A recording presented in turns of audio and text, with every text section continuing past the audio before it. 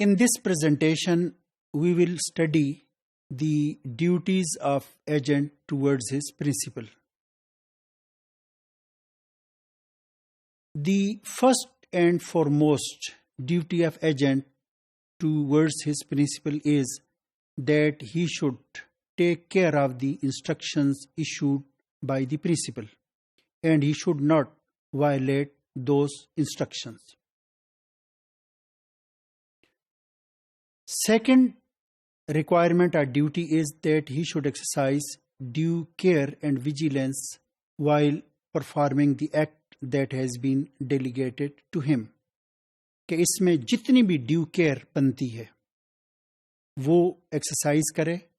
اور he should not perform the act negligently, کیونکہ اس صورت میں پرنسپل کو نقصان پہنچنے کا احتمال ہے. اگر کانٹریکٹ کے اندر یہ اجازت نہیں دی گئی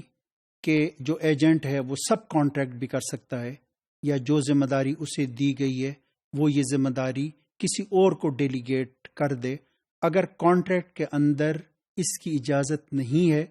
تو عام حالات میں ایجنٹ کو سب کانٹریکٹ کرنے کی اجازت نہیں ہوگی،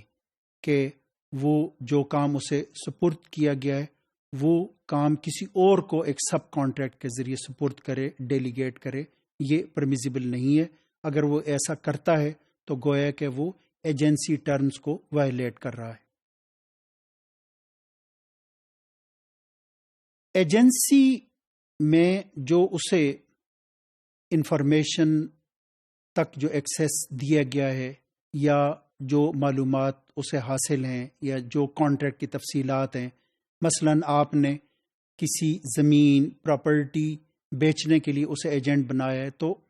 اب ایجنٹ کو پتا ہے کہ اس شخص کی کہاں کہاں جائیداد ہے، کس طرح کی اس کی ویلیو کیا ہے، تو اب اس انفارمیشن کو وہ غلط مقاصد کے لیے، اپنے مقاصد کے لیے نہیں استعمال کر سکتا، اور نہ ہی اسے وہ لیک کر سکتا ہے یا کسی دوسرے کو وہ بتا سکتا ہے. اگر وہ ایسا کرتا ہے تو یہ قسم کا بریچ آف ٹرسٹ ہے، کہ جس کے حوالے سے ہم پہلے بات کر چکے ہیں کہ ایجنسی کا کانٹریکٹ بنیادی طور پر یہ ٹرسٹ کا کانٹریکٹ ہے، کہ یہاں پہ پرنسپل ایجنٹ پہ ایک ٹرسٹ کرتا ہے، اور یہ ٹرسٹ کرتے ہوئے اسے ایک ذمہ داری اسائن کرتا ہے، یا کہ کوئی ٹاسک اسے ڈیلیگیٹ کرتا ہے. اسی طریقے سے اس کانٹریکٹ سے، ایجنسی کے کانٹریکٹ سے، وہ سیکریٹ پروفٹس بھی نہیں بنا سکتا. اس کو ہم اس مثال سے واضح کر سکتے ہیں کہ اگر ایک شخص نے کسی کو ایجنٹ بنایا اس مقصد کے لیے کہ وہ اس کا گھر فروخت کرے، یعنی اس میں پرنسپل نے ایک پارٹی کو ایجنٹ اس مقصد کے لیے بنایا کہ وہ اس کا مکان فروخت کرے، اور اسے ایک ڈیزائرڈ ریٹ دے دیا کہ 10 لاکھ تک تم یہ مکان فروخت کرو. یہ شخص 2 دن کے بعد 10 لاکھ لا کے اور پرنسپل کو دے دیتا ہے، جبکہ خود اس نے یہ مکان مارکیٹ میں کوئی 13 یا 14 لاکھ میں فروخت کیا ہے. یعنی اس کا خیال یہ ہے کہ جو ڈیزائرڈ اماؤنٹ ہے وہ میں نے پرنسپل کو یا مالک کو دے دیے، اور اس کے اوپر جو بھی ہے وہ مجھے اپنے پاس رکھنے کا حق حاصل ہے. یہ ہے ایک سیکریٹ پروفٹ جو کہ اس نے ارن کیا ہے.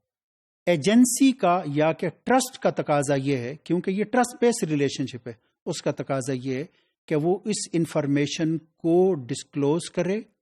وہ پرنسپل کو یہ بتائے کہ یہ مکان 13 لاکھ میں فروخت ہوا ہے. اس کے بعد اگر پرنسپل جو مالک مکان ہے، اگر وہ اپنی مرضی سے اس میں سے کچھ رقم 2 لاکھ 3 لاکھ اسے کمیشن کے طور پر، بونس کے طور پر، انسینٹیو کے طور پر دینا چاہتا ہے تو یہ اس کا ڈسکریشن ہے. لیکن کہ ایجنٹ اپنے طور پر وہ 2-3 لاکھ اپنے پاس رکھ لے تو یہ گویا کہ اس نے ایک قسم کا ایسا پروفٹ ارن کیا ہے جو کہ ٹرسٹ کے خلاف ہے، یا کہ اس ایجنسی کانٹریکٹ کے تقاضوں کے منافی ہے. تو اس طریقے سے ہم یہ دے سکتے ہیں کہ اسلامک لا نے جو ایجنسی کانٹریکٹ کے لیے یا کہ خاص طور پر جو ایجنٹ ہے اس کے حوالے سے کچھ کنڈیشنز یا کچھ رولز دیے ہیں کہ جن کی پاسداری یا کہ جن کو سامنے رکھنا انتہائی ضروری ہے۔